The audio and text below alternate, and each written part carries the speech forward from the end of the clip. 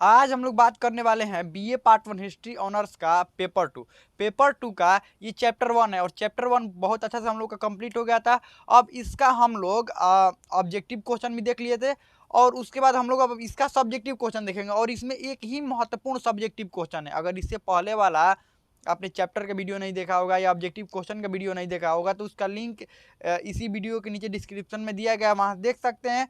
ये इसी चैनल पर पेपर 2 का अलग से प्ले लिस्ट बनाया हुआ है, वहाँ से भी देख सकते हैं।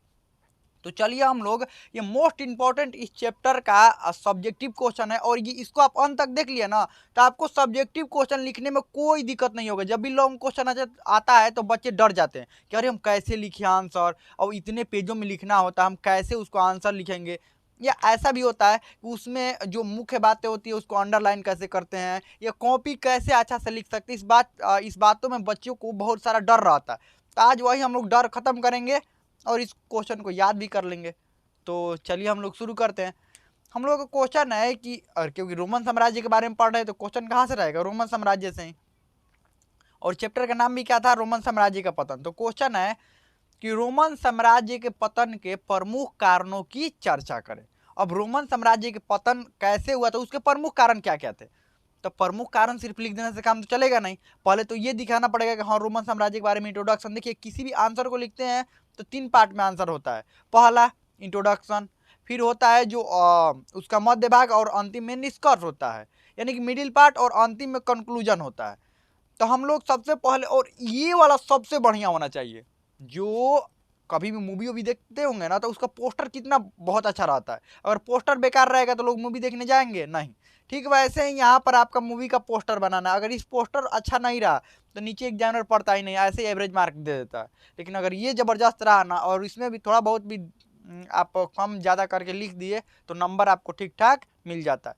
तो मूवी का पोस्टर बढ़िया बनाना है। कोई भी सामान बना दिया और उसका पैकेजिंग बढ़िया सा नहीं किए तो कैसे सामान बिकेगा। चलिए तो शुरू करते हैं हम लोगों में सबसे पहले रोमन साम्राज्य के बारे में इसमें बताना है। तो सबसे पहले क्या लिखेंगे, रोमन साम्राज्य यूरोप के रोम नगर में एक केंद्रित साम्राज्य था। इस साम्राज्य का विस्तार 3 महाद्वीपों में था, क्योंकि रोमन साम्राज्य बहुत विस्तृत हो चुका था और जूलियस सीजर के समय तो और ज्यादा विस्तृत हो चुका था। जूलियस सीजर ने इंग्लैंड के कई हिस्सों पर कब्जा कर लिया था, ध्यान रखिएगा।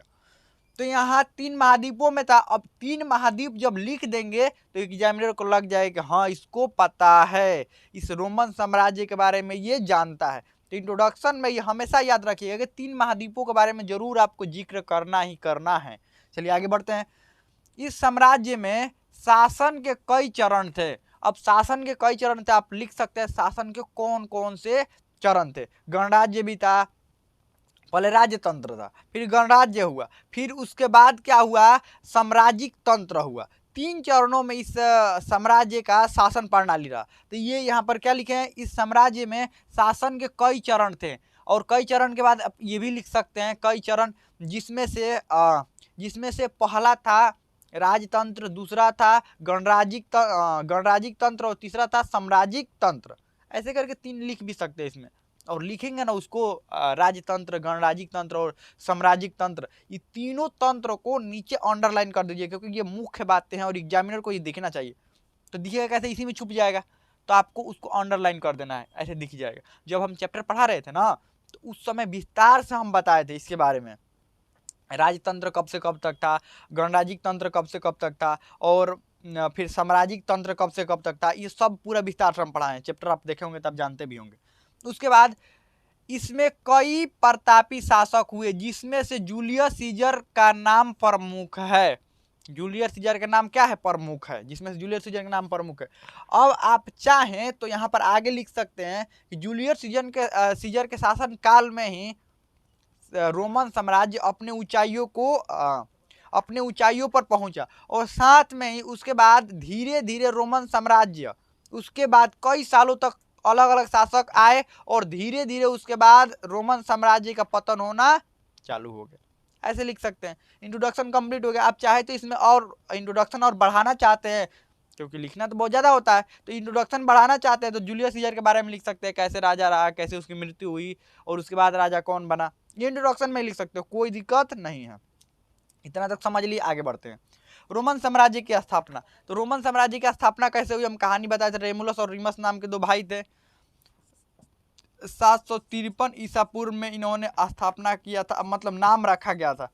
रोमन जो साम्राज्य था, यानी कि रोम जो नगर था, उस रोम नगर का नाम रोम साम्राज्य की स्थापना, क्योंकि साम्राज्य यहीं से बनना चालू हुआ ना, जब रोमुलस जब शासक बना था, ये रोम जो था एक छोटा से बड़ा सा साम्राज्य बनना इसी समय से चालू हुआ। तो ऐसे लिख सकते हैं रोम साम्राज्य की स्थापना। ये कब हुई? 753 ईसा पूर्व में हुआ था। और किसने किया था? 753 ईसा पूर्व में रोमुलस द्वारा। रोमुलस द्वारा इस नगर का नाम रखा गया रोम। और उसके बाद जब रोमुलस शासक बना, तो रोमुलस शासक बनने के बाद बहुत ज़्यादा साम्राज्य विस्तार अपना करने लगा और कई छोटे छोटे कबीलों को, कई क्षेत्रों को अपने में मिलाकर एक साम्राज्य का रूप देने का काम किया। किसने किया? रोमुलस। रोमुलस। तो इसमें क्या लिखेंगे? आप लिखेंगे रोम साम्राज्य का स्थापना लिखकर, और उसके बाद रेमुलस और रीमस की कहानी पहले लिखेंगे कि रेमुलस रीमस के कैसे बड़े हुए, इनको नदी में, टाइबर नदी में फेंक दिया गया था, क्या हुआ था, कैसे हुआ था। और रोम नगर के बारे में लिख देंगे, रोम नगर कहाँ पर स्थित है, ऐसे करके लिख देंगे। और उसके बाद कहानी लिखेंगे, इस सब बताए हैं हम चैप्टर जब पढ़ा रहे थे। कहानी लिख देंगे इसमें रोमुलस और रीमस के बारे में। और उसके बाद फिर अंतिम में लिखेंगे रेमुलस ने कैसे 753 में अपना इस जगह का नाम रोम रखा, और जगह का नाम रोम रखने के बाद ये अपना साम्राज्य का विस्तार करने लगा। यहाँ पर ये कंप्लीट कर लेंगे, क्योंकि हम लोग को जल्दी जल्दी, ये वीडियो बहुत लंबा हो जाएगा। यह हम सोच रहे जल्दी में निपट जाए, ये काम खत्म हो जाए जल्दी में, आप समझ जाएँ कि सिर्फ लिखना कैसे है। बाकी तो आप हीरो हैं ही, बाकी आप लोग हीरो हैं ही, आप लिख लेंगे। आपको बस रास्ता दिखाने की जरूरत है, उस रास्ता पर दौड़ना खुद से है, और हीरो लोग अपने आप दौड़ते हैं, तो आप हीरो सब हैं ही। चलिए आगे बढ़ते हैं। हीरो मूवी वाला हीरो की बात नहीं कर रहे हैं, रियल लाइफ में सब हीरो होते हैं। अब बात ये होता है, कुछ को पता नहीं होता है कि वो हीरो है, क्योंकि आप जितना, आपको लगता है ना कि आपकी इतनी क्षमता है, उससे कई गुना ज़्यादा आप काम कर सकते हैं, बस कभी करने का प्रयास नहीं करते। अगर प्रयास करेंगे ना, तो उतना से ज़्यादा काम कर सकते हैं, जितना सोच सकते हैं ना, उससे कई गुना ज़्यादा काम कर सकते हैं, और कई गुना ज़्यादा चीज़ें आपको मिल सकती हैं। जितना आप सोचते हैं कि हमको इतना मिलना चाहिए, उससे कई गुना ज़्यादा चीज़ें मिल सकती हैं। बस उसके लिए मेहनत होना चाहिए, समझदारी होना चाहिए, सही रास्ता होना चाहिए। चलिए आगे बढ़ते हैं। रोमन साम्राज्य के पतन के कारण, इसमें लिखेंगे रोमन साम्राज्य के पतन के कई प्रमुख कारण थे। सबसे एक नंबर में सबसे पहले लिखेंगे सम्राट का विलासितापूर्ण जीवन। सम्राट का विलासितापूर्ण जीवन, इसके बारे में हम बता भी किए थे, सम्राट का विलासितापूर्ण जीवन कैसे हुआ था। रोम नगर का विस्तार काफ़ी हो चुका था, जिसके कारण रोम नगर की जो आय है वो बहुत ज़्यादा आने लगी थी।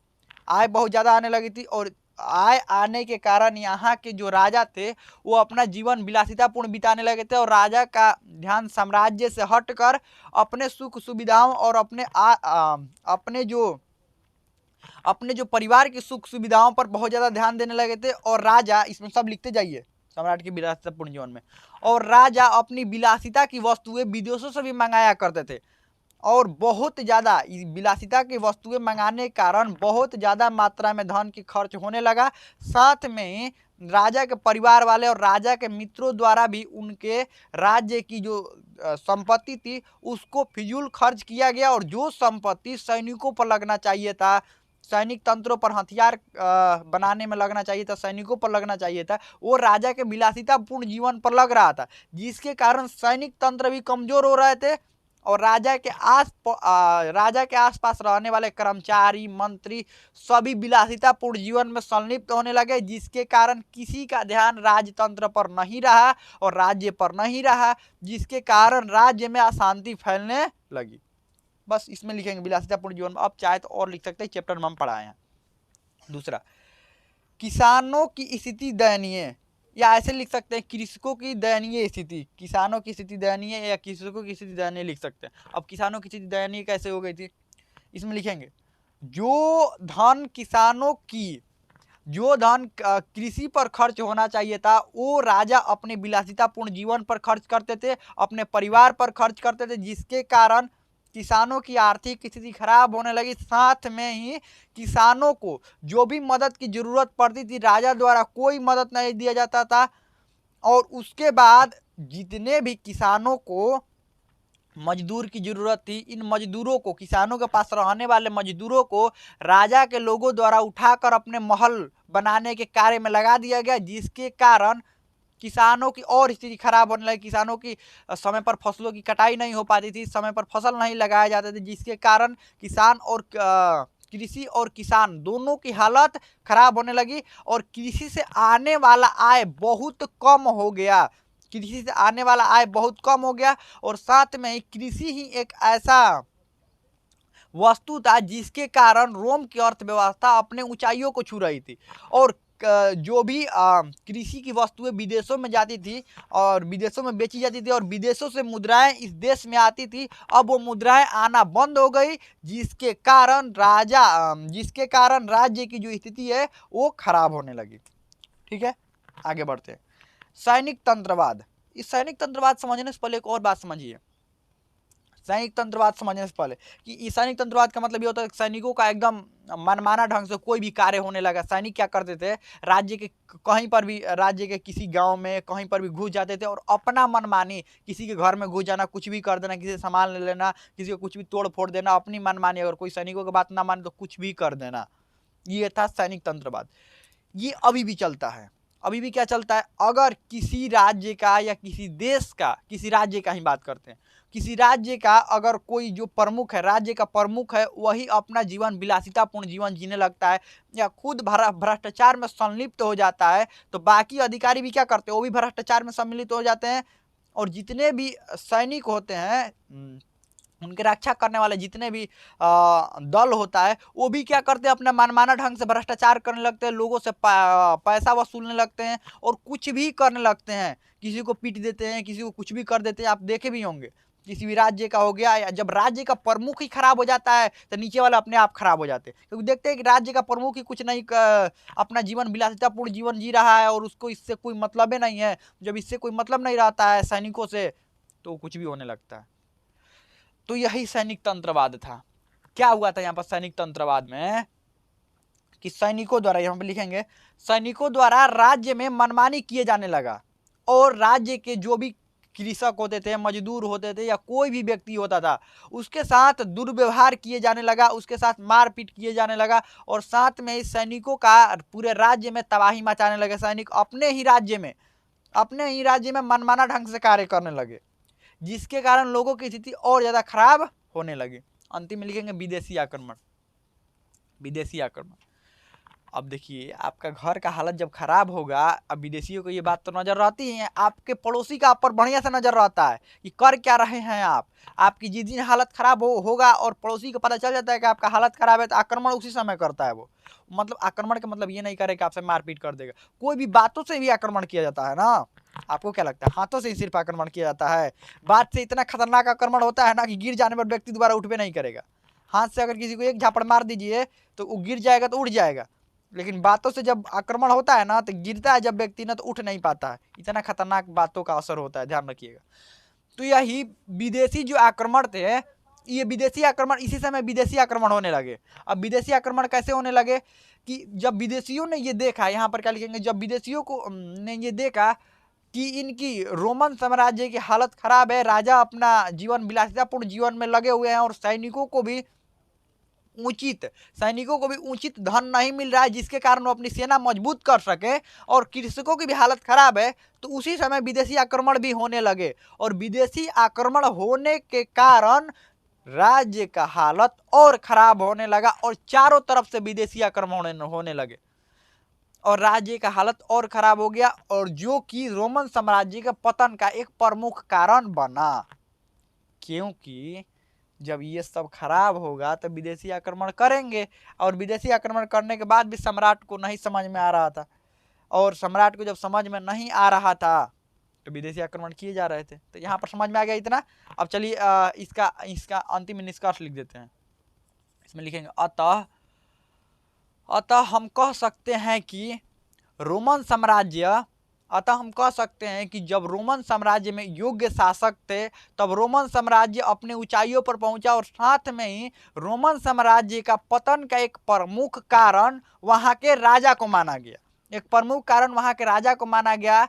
क्योंकि राजा ने जब विलासितापूर्ण जीवन शुरू किया तो जितने भी शासन के जितने भी अंग हैं वो सब पूरी तरीका से अपना मनमानी करने लगे और अलग अलग कार्य करने लगे, जिसके कारण रोमन साम्राज्य का पतन हो गया। काम खत्म तो हो गया। बताइए समझ में कहाँ नहीं आया? अब ऐसे भी आप लोग कर लेंगे, कोई दिक्कत नहीं, हमें पता है कि आप लोग आंसर लिख लेंगे। इस आंसर को लिख कर टेलीग्राम ग्रुप में भेजिए। टेलीग्राम ग्रुप ज्वाइन सभी लोग तो कर ही लिए होंगे, और जो नहीं किए होंगे उसका लिंक टेलीग्राम का इसी वीडियो के नीचे डिस्क्रिप्शन में दिया गया है। और इसको लिखकर आज ही भेजिए टेलीग्राम ग्रुप में। सबको समझ में आ रहा है? आज इसको लिखकर, हमको भी तो पता चलना चाहिए ना आप कैसे क्या आंसर लिखे हैं। तो आज ही इसको लिखकर, इस क्वेश्चन का आंसर आज ही लिखकर और टेलीग्राम ग्रुप में आपको भेजना है।